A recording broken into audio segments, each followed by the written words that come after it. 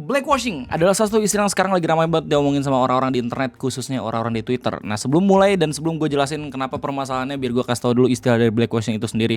Jadi blackwashing adalah sebuah istilah di mana ada karakter yang berwarna kulit lebih cerah diubah warna kulitnya menjadi lebih gelap. Nah, kalau misalnya kita ngomongin soal anak-anak Facebook, mereka menyebutnya dengan istilah penghitaman. Bahkan udah ada grupnya sendiri, dan kalau misalnya lu cek grupnya udah banyak banget karakter-karakter anime yang dihitamkan. Cuman permasalahannya dan poinnya adalah mereka melakukan itu cuma buat seru-seruan, emang troll doang, emang cuma buat bikin trigger orang-orang doang, cuma buat meme doang lah. Nah, kalau misalkan kita ngomongin lebih serius lagi, istilah blackwashing ini sangat erat hubungannya dengan studio-studio besar kayak misalkan Disney dan segala macam. Bahkan ada salah satu live action yang kemarin tuh sempat ramai juga di Indonesia gitu, di Little Mermaid tuh, live action yang ceritain tentang Putri Duyung itu yang rambut merah, dimana si Ariel itu kalau misalnya lihat di animated versionnya itu berwarna kulit tan ya, atau berwarna kulit orang-orang yang biasanya ke pantai terus jadi agak sedikit gelap gitu, tapi diperankan sama orang berwarna kulit hitam namanya Hailey Bailey. Gua sendiri belum nonton live actionnya kayak gimana, gue juga nggak bisa ngejudge apakah performance-nya bagus atau kagak. Cuman kalau misalnya tanya ke gue apakah itu bermasalah atau kagak, gue selalu melihat dari sisi kreator originalnya. Kalau misalnya pada akhirnya kreator originalnya nggak masalah, ya udah. Tapi kalau misalnya pada akhirnya kreator original juga mempermasalahkan itu, ya berarti emang lagi bermasalah itu live action atau segala macam. Nah, di tanggal 1 Desember 2024 lagi-lagi istilah ini rame digaungkan sama orang-orang karena lu pernah nonton anime Dandadan, sekarang udah sampai episode 8 atau 9 gitu ya. Gue termasuk orang yang nontonin anime Dandadan. Oke, gue biasanya kalau misalnya nonton anime itu gue nunggu dulu kalau misalnya season satunya kelar. Cuman karena gue udah diracunin sama Bang Eno, sama Andika dan kawan-kawan, akhirnya gue nonton ongoing. Dan sekarang gue udah nonton kira-kira episode 7.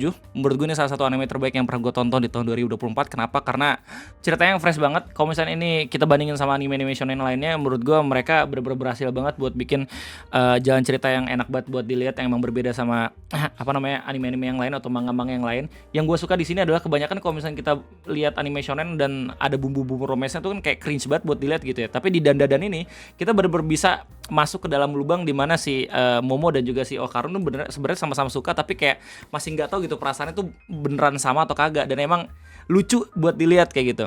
Nah, di zaman sekarang juga ya emang banyak banget show-show yang mengedepankan agenda wokeness terus feminisme dan segala macam gitu, di mana mereka trying so hard banget buat masukin hal-hal kayak gitu, cuman pada akhirnya seriesnya jadi jelek. Kita punya Dandadan di mana karakter-karakter perempuannya kayak Momo Ayase, Aira dan segala macam itu bener-bener refreshing banget buat dilihat dan emang menjadi salah satu karakter favorit menurut gua. Mereka kayak nggak memaksakan kalau misalkan ada strong woman di anime ini, tapi mereka berhasil dan menggambarkan Momo dan juga Aira dan beberapa karakter-karakter perempuan yang lainnya buat jadi salah satu karakter terbaik yang enak buat di lihat di animenya. Nggak cuma fan service belaka, tapi yang berguna secara fungsional, berguna secara jalan cerita dan segala macam. Jadi pokoknya gokil. Buat lo semua yang belum nonton silakan nonton, tapi kalau misalnya kalian semua nggak terlalu peduli buat nonton ini juga nggak masalah gitu. Jadi balik lagi kita masuk ke dalam permasalahannya. Di blackwashing ini, permasalahan blackwashing ini jadi muncul di komunitas Dandadan bukan komunitas My Hero Academia ya. Jadi ada salah satu ilustrator di Twitter namanya Lin atau @lin6torex yang dia menggambarkan karakter Okarun berwarna kulit hitam gitu. Padahal kalau misalnya lu lihat di anime Okarun berwarna kulit lebih putih, dan ini dipermasalahkan sama orang-orang. Dan yang bikin ini besarnya lagi adalah ini sampai masuk ke dalam forum orang-orang Jepang. Bahkan orang-orang Jepangnya sendiri protes sama apa yang digambarkan sama ilustrator ini. Nah, buat lu semua yang emang sering mainin Twitter, sebenarnya kejadian-kejadian kayak gini di mana banyak banget ilustrator yang mengubah warna kulit karakter favoritnya yang lebih cerah gitu, kulitnya menjadi warna kulit yang lebih gelap, itu udah sering banget terjadi. Apalagi kalau misalnya ngikutin fandom My Hero Academia, beberapa anime kayaknya baru MH ada yang gue lihat banyak banget. Terus abis itu Genshin misalkan kemarin baru aja update kan soal region baru Netland, dan banyak banget orang-orang tuh yang mengubah warna kulitnya yang awalnya karakter Netland lebih cerah dibuat jadi lebih gelap biar merepresentasikan referensi yang ada di game tersebut. Padahal kalau misalnya sekarang lu mainin game Genshin di Netland, itu ternyata Netland gak cuman mereferensikan satu negara aja tapi 6 negara, bahkan ada Indonesia coy. Itu lucu banget. Nah, sebenarnya kejadian kayak gitu tuh udah banyak terjadi di Twitter.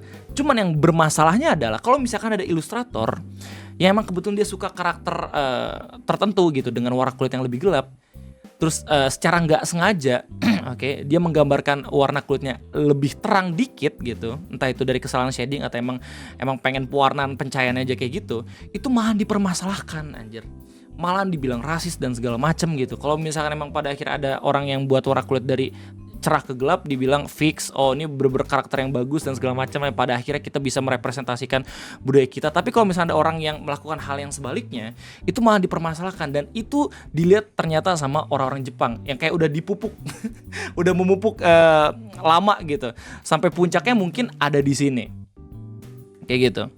Ini permasalahannya, ilustratornya kayaknya umurnya masih 16 tahun dan dia sempat nge-deactivate Twitternya juga gitu, karena emang ini rame banget diomongin sama orang-orang, tapi akhirnya dibuka lagi.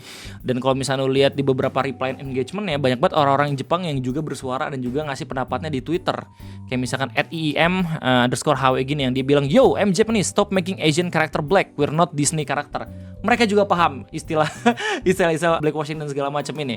Terus yang lucunya ada salah satu akun Twitter yang ngebales protes dari orang Jepang yang bilang kayak, "Stop making Asian character black, Southeast Asian." Tweet ini pengen bilang kayak, di Asia juga ada orang warna kulit hitam gitu, diem aja lu. Padahal ini kan bukan orang kulit hitam. Sebenarnya emang di Asia ada gitu ya, kayak misalkan orang-orang Papua dan segala macam. Cuman kan lucu kalau misalkan fotonya kayak gini nih, kayak orang-orang Malaysia atau orang-orang Filipina, iya nggak sih, yang warna kulitnya justru bukan lebih ke hitam tapi lebih ke kuning langsek dan segala macem gitu. Terus dibalas lagi sama, kalau nggak salah ini orang Malaysia gitu, lucu banget balasannya. Dia bilang kayak, "Alhamdulillah dengan penuh kesyukuran saya boleh sebut N-word karena saya itu."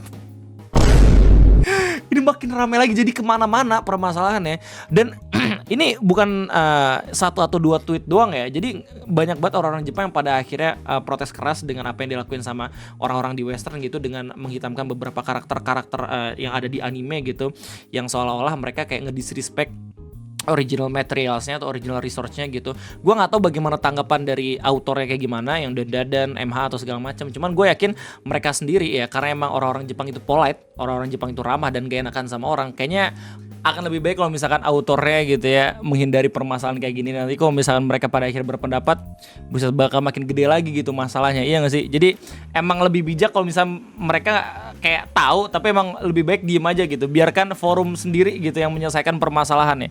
Tadi gue bilang kalau misalnya nggak cuma satu atau beberapa orang-orang Jepang juga, bahkan banyak banget. Dan kalau misalnya lu lihat reply-nya banyak banget juga yang emang akhirnya berkomentar gitu ya. Terus habis itu di sini juga ada salah satu komentar dari @kujolive yang dia bilang kalau misalnya masih banyak kalangan rasis yang berpendapat bahwa mengubah ras karakter Jepang bukanlah diskriminasi. Dan seperti yang Anda lihat dalam kutipannya, dia dengan tenang mengatakan bahwa itu lukisan yang indah karena dia bukan orang Jepang. Jika menunjukkan hal ini, Anda akan disebut rasis. IQ terlalu rendah untuk memahami apa itu diskriminasi. Jadi ini akan menjadi serius ketika orang-orang Jepang yang kita lihat sebagai orang-orang yang ramah, orang-orang yang chill dan segala macam, pada akhirnya mereka marah. Terus habis itu mereka akhirnya berpendapat juga di media sosial. Lu bayangin seberapa chaosnya di sana. Bahkan gue lihat beberapa tweet-tweet atau respon-respon emang kalau misalnya gue bacaan bakalan bahaya gitu ya, yang emang udah ngomongin rasis dan segala macam kayak gitu. Jadi nggak cuma satu atau dua doang, bahkan ada beberapa akun-akun yang langsung kayak buat semacam peringatan biru gitu. Yang ngasih tahu konteks lebih dalam lagi kenapa pada akhirnya orang-orang Jepang itu nggak suka dengan fanart yang kayak gini. Terus lu harusnya bisa bedain ya antara permasalahan fanart ini sama permasalahan waktu Miku diubah juga warna kulitnya menjadi Brazilian Miku. Bedanya adalah kalau misalkan yang Brazilian Miku itu kayak menginfuse semua warna kulit gitu. Jadi nggak cuma orang-orang berwarna kulit hitam doang, tapi hampir semua region gitu. Indonesian Miku kayak gimana? Itu kayak part of art di mana semua negara tuh kayak ikutan gitu. Tapi kalau misalnya emang beda sendiri karena memang masuk ke dalam agenda dan segala macam. Kalau misalnya dilihat sama orang-orang Jepang gitu ya. Di sini lu bisa lihat secara detail kenapa pada akhirnya orang Jepang itu marah dan kenapa pada akhirnya mereka sendiri ngebuat himbauan ke artis-artis atau ilustrator yang ada di Jepang. Kenapa pada akhirnya mereka mempermasalahkan ini? Biar gue bacain sedikit gitu ya. Are you currently being or have you ever been harassed by multiple accounts on Twitter because of one of your works? Jadi mereka sendiri juga mengalami problematika yang sama, cuma perbedaan perilakunya itu bener-bener jelas banget gitu. Padahal kalau misalnya ada orang yang ngegambarin karakter-karakter berwarna kulit gelap terus habis itu agak terang dikit cuman karena perbedaan shadow, habis itu brightness dan segala macem, itu bener-bener sampai di base banget, di hairs dan segala macam. Tapi kalau misalnya ada orang yang mengubah warna kulit dari yang cerah ke gelap, itu justru perlakuannya beda banget, dan itu yang sedang dirasakan sama orang Jepang dan pada akhirnya memuncak di meme fanart lagi, fanartnya Okarun ini. mereka sendiri bahkan buat himbauan sampai bilang, we understand that in the recent days many users on Twitter have decided to target Japanese artists for several reasons, a character's skin tone, a character's outfit or bust size or clothing. What often follows is a massive amount of negative comments urging you to change or remove your artwork from this platform. You have not done anything wrong by posting your artwork.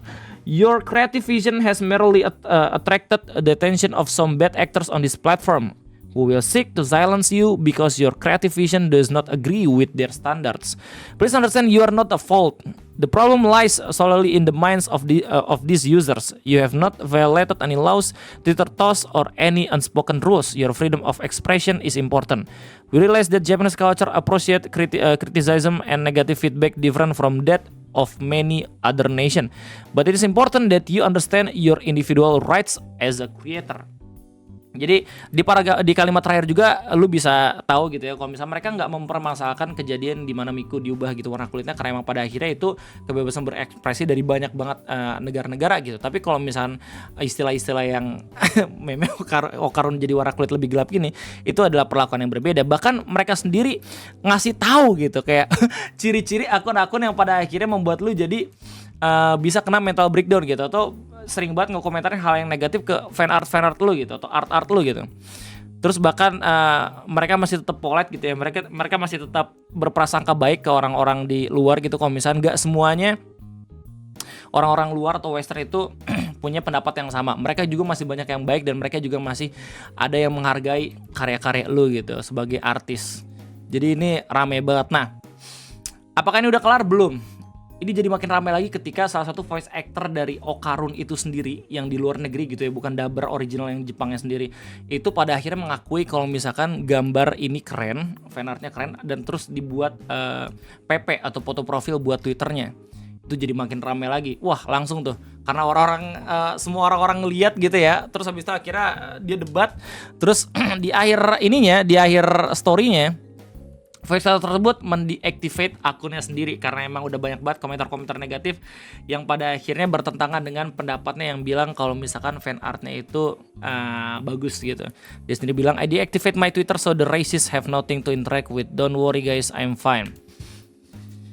Sebenarnya masih ada balasannya lagi. Orang-orang langsung balas kalau misalkan, oh iya, lu bilang kita rasis cuman gara-gara kita nggak suka dan segala macam. Tapi giliran lu sendiri yang melakukan itu, tapi malahan ya baik-baik aja dan segala macam. Pokoknya bergulir sampai kemana-mana gitu ya. Pokoknya ini saking ramainya, lu sendiri masih bisa lihat kalau misalkan permasalahan belum kelar, dan di tanggal 10 atau tanggal 11 Desember 2024 muncul lagi permasalahan baru kalau misalkan artis atau ilustrator menganggap kalau misalkan apa yang dilakuin sama Lin selaku orang yang ngebuat Okarun jadi warna kulit gelap ini itu bermasalah, karena ini jatuhnya bukan fan art, tapi jatuhnya cuma tracing belaka, terus abis itu diubah warna kulitnya. Kayak misalnya yang disebutin sama Ruru atau @merururu. Dia bilang kayak, so much controversy over this, but my concern is that they sell paint overs edit of other people's art. Putting all the racism debate to aside, someone who steals art and sells getting 40k followers for it is just sad. Ruru juga ngasih konteks kalau misalkan akun tersebut juga kayak ngejual jasa untuk menghitamkan karakter-karakter anime agar bisa dijadikan foto profil kalian. For those who are asking about the selling part, Black Edit $15 kayak gitu.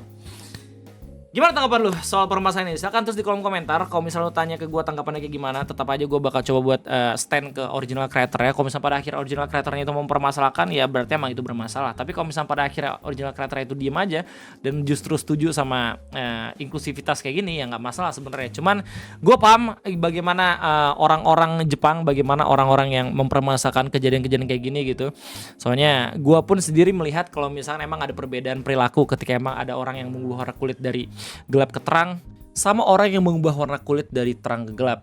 Secara etika sebenarnya kalau misalnya bisa gue samain dengan case-nya orang-orang cover lagu, baik lagi ke original creator-nya. Kalau misalnya original creator-nya suka, ya fine-fine aja sebenarnya. Tapi kalau misalnya original creator yang nggak suka, bahkan sampai pada akhirnya ngemonetisasi, ngambil setiap keuntungan yang ada di cover lagunya segala macam, ya berarti harus ada perbedaan strata untuk menghormati setiap karya yang dibuat. Anjir, kalau misalkan lu karyanya dibuat hasil modifikasi karya utama, Kayak gitu. Jadi intinya itu aja, mungkin ya gue terima kasih banyak udah nontonin Ngopi pada kesempatan kali ini. Sorry banget kalau misalnya bahasannya agak sedikit berat, tapi gue yakin lu semua juga bisa memahami, dan gue tunggu setiap tanggapan dari lu pada di kolom komentar. Jadi kalau misalnya kalian semua suka, jangan lupa buat like, dan kalau misalnya kalian semua belum subscribe, jangan lupa buat subscribe. Biar gue semangat lagi buat bikin video Ngopi, men. Kalau misalkan emang udah sampai banyak banget yang nonton gitu ya konten-konten kayak gini, mungkin gue bakal coba buat nge-hire editor juga biar lebih oke lagi videonya. Jadi sekian dari gue, terima kasih banyak. Sampai jumpa.